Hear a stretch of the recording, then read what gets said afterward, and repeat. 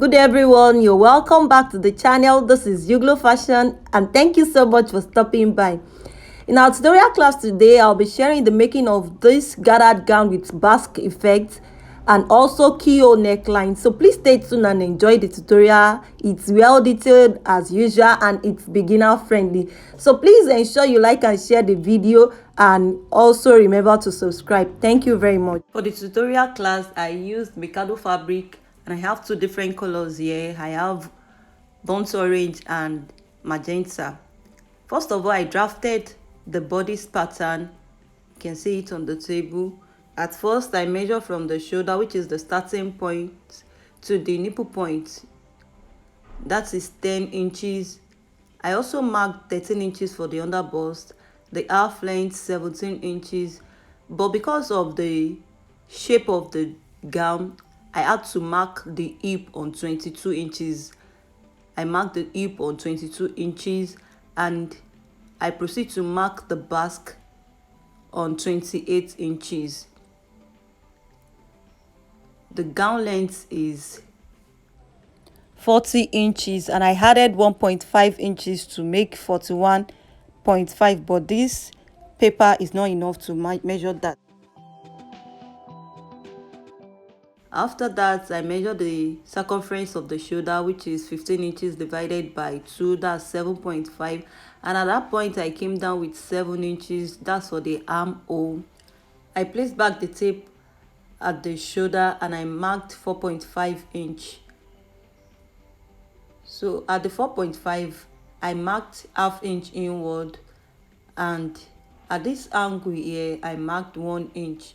You may not really need all this measurement if you have your cuff ruler, but you can see how it is. I later connected the lines together to form the armhole cuff.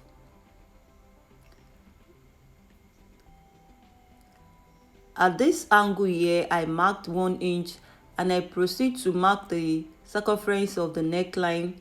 I used 3 inches for the width, so I connected the shoulder slope to the neckline.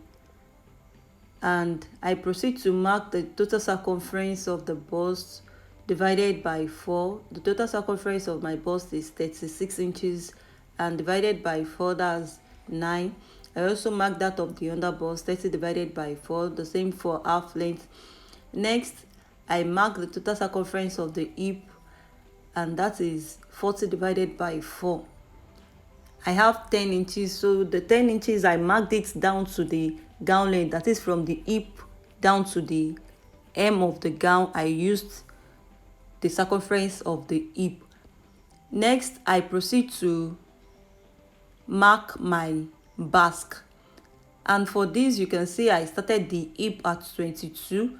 So I picked my ruler. I noticed that the cuff ruler won't do justice to it, so I picked my straight ruler and I connect the hip down to the basque area, which is 28 inches. I connected it this way. Just draw your slant shape and I proceed to cut it out.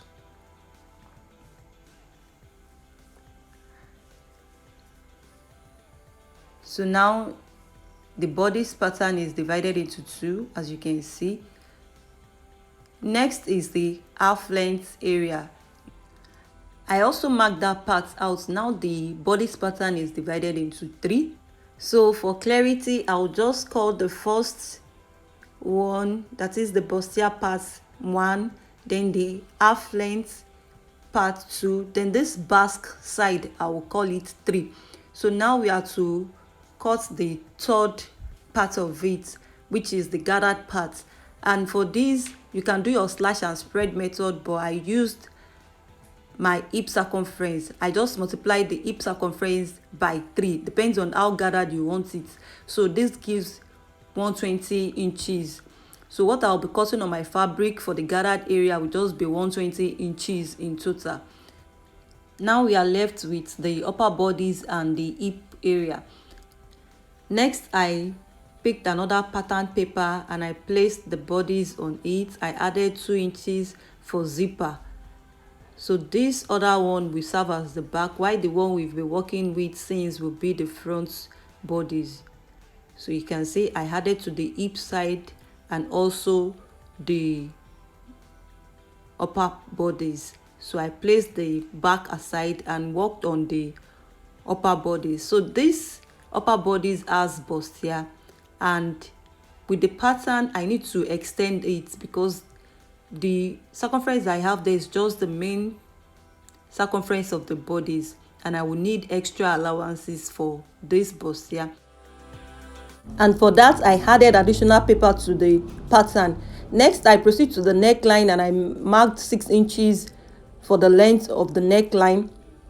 You know, it was 3.5 for the width, so I used 6 inches for the depth of the neckline, and I proceed to cut it out.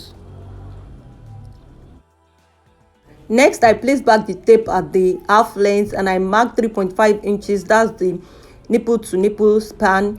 So that is 7 divided by 2. The nipple to nipple span is 7 inches divided by 2. That gives 3.5 inches, and I marked the 3.5 inches from the half length back to the bust point, and I connected everything together.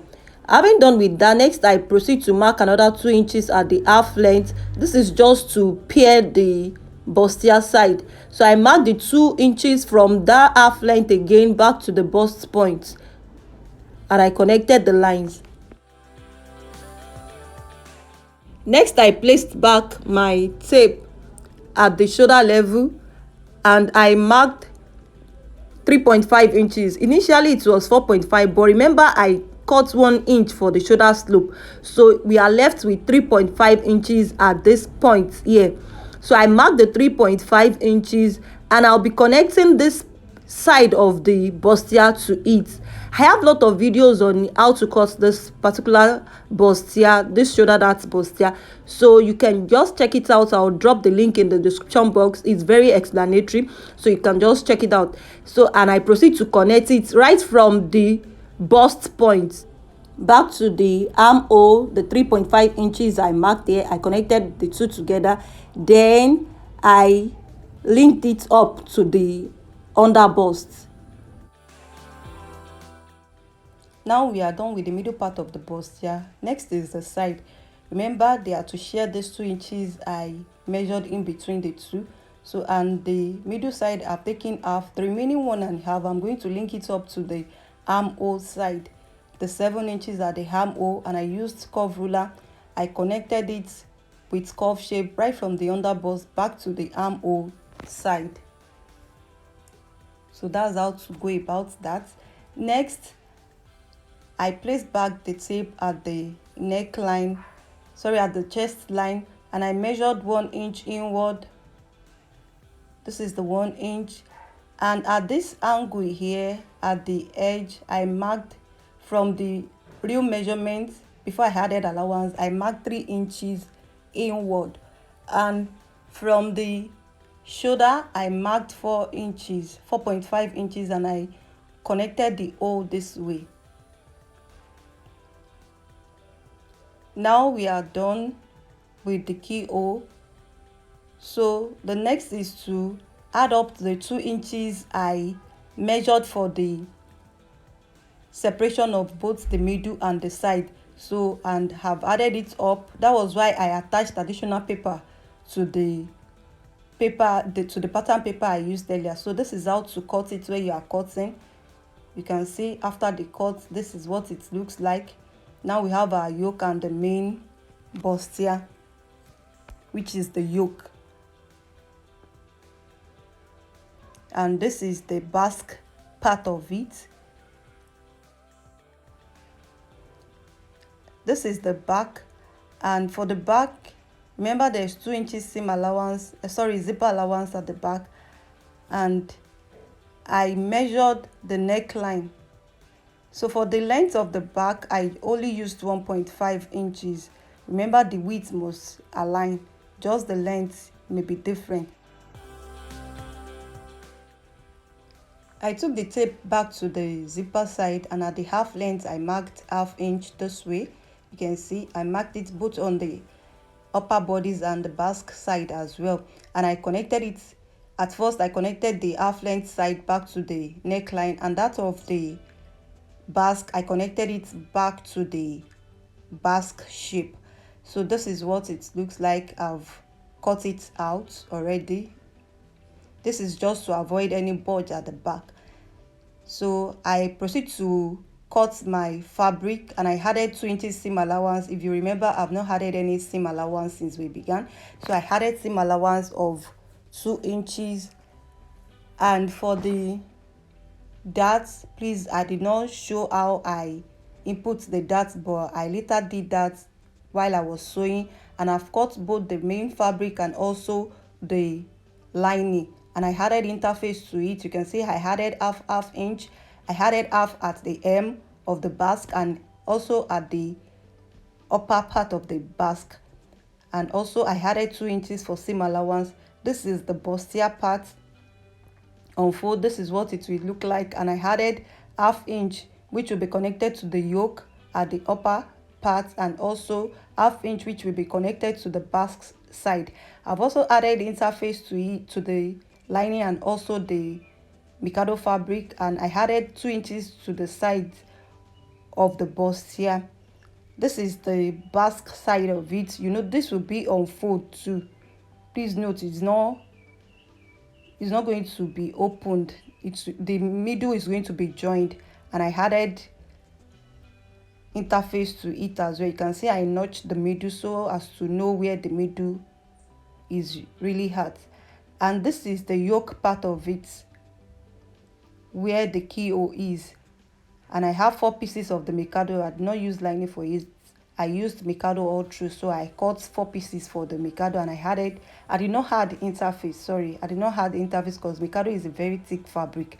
Since I'm not using lining, so I did not need any interface. So this is how it will be. I proceed to stitch on the 4 pieces. Now this is the bustier part, and I notched the underbust, and I first pinned the underbust together, because if you don't do that, you may not really get the shape well.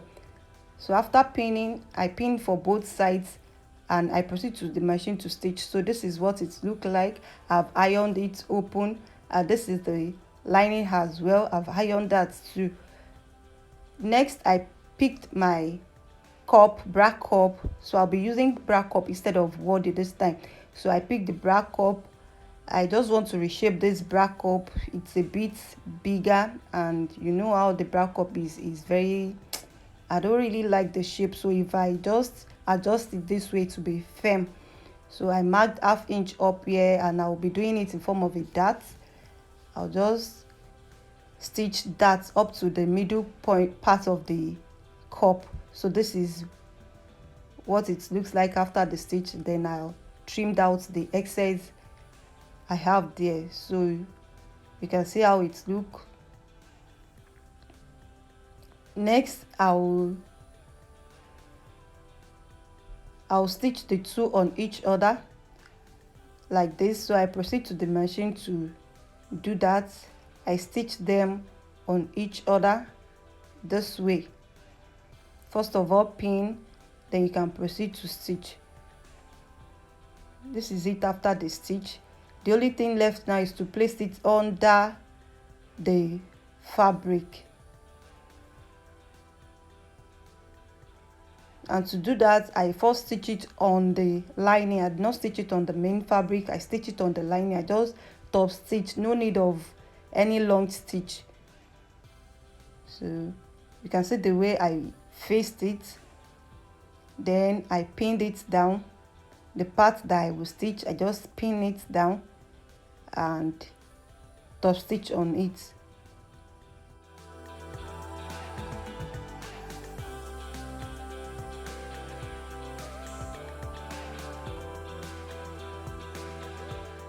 Now I'm done top stitching on it. You can see the outcome. So this is what it will look like when you place the main fabric on it. So I picked the yoked part of the bodies and I pinned it together. and notch the middle of the bustier, the upper side of the bustier, that is the chest line. I notch the middle and I place the yoke this way. Just ensure that they are connected, they lap on each other well. Then I pinned. Then at the edge here also I pinned the remaining part of the yoke, the side of the yoke. I pinned it to the side of the bustier as well. So the next thing is just to stitch the two together, and you can stitch everything at once. Since it's pinned, you can just place your lining on it and stitch everything together, or you stitch them separately. If you can't do everything at once, you can stitch separately to avoid any mistake.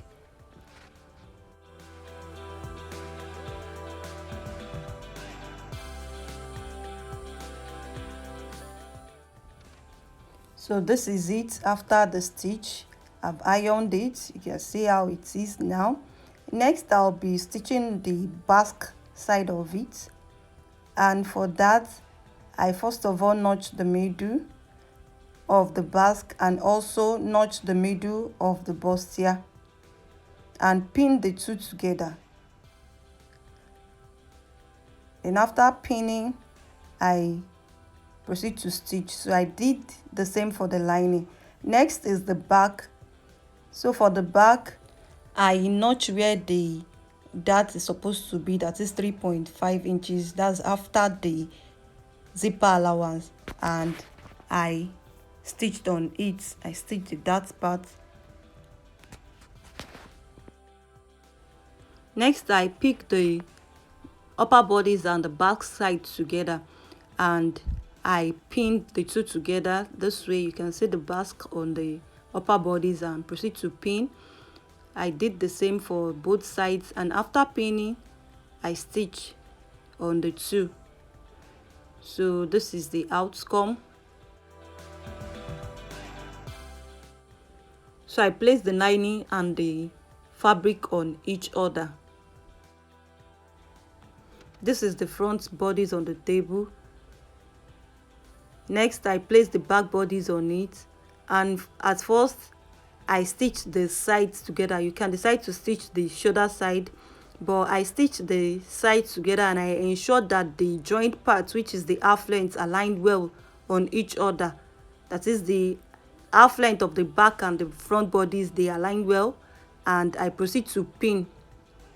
So after pinning, I stitch on the edges, and I did the same for the lining as well. I pinned the two linings together, and next I pick the neckline of the back and I stitch on it. I stitch like 1/4 inch on it, and after the stitch I later stitch the shoulders together. I picked one, placed it in between the other, that is, maybe it's the front or the back. Just ensure that one shoulder is placed in between the other shoulder this way, and I pinned the two together, then stitch on it. This is the front and the back together, and this is the shoulder side of it. So the next thing now is the gathered part of it, and we are going to use the hip measurement for the length, that is the length, which is 40 inches minus the hip length, which is 22 inches. That will give 18 inches. So the 18 inches, I added 1.5 to it to make 19.5. The reason is I will use half to connect to the main bodies, then 1 inch for the hem. So this is it. And if you remember, the length is just the total circumference of the hip, which is 40 times 3, which makes it 120. So we have 19.5 by 120 on the table. Next, I stitch it twice and pull the thread this way. I used gather tension to stitch, then I pull the thread. I pinned it to the main bodies of the dress. Next is the sleeve. So for the sleeve, I've drafted the main pattern of the sleeve. I used 12 inches for the length, an extra 2 inches for the fold where the rubber will be fixed. And also at the bicep I measured 13 inches. That's the fullest part of my sleeve, 13 inches. And at the cap I just extend the bicep with 1 inch and I connected everything together. The measurements I used at the bicep, the same I still used at the elbow line, which is 10 inches. And after connecting everything together, I extended it with 10 inches. So that's how wide I want the sleeve to be. You can add more to yours. After the regular measurement, you can extend it with like 15, 12. It depends on how bogus you want it to be. At the hem, I passed in the rubber. Then at the cap here, I ran a stitch. You can do yours twice by just manage these ones, but just ensure that the thread doesn't break. And I pulled the thread for the gathered. I pulled it, then I stitch it to the armhole of the dress. I've reshaped the armhole of this dress, so this is the cap side of the sleeve. I place this edge at the armhole. Just ensure that the armhole is not bigger than the sleeve. So, and I measure whatever I have at the armhole and ensure that it's not bigger than the circumference of the gathered part of the sleeve. Then I proceed to pin round and stitch on it. To fix the sleeve on the armhole, you can first stop stitch the armhole and the lining together, or if you can stitch it this way, just pin and stitch round. You can do the same. Just ensure that the lining doesn't run back inside and it's well placed. So thank you very much for watching this video to the end.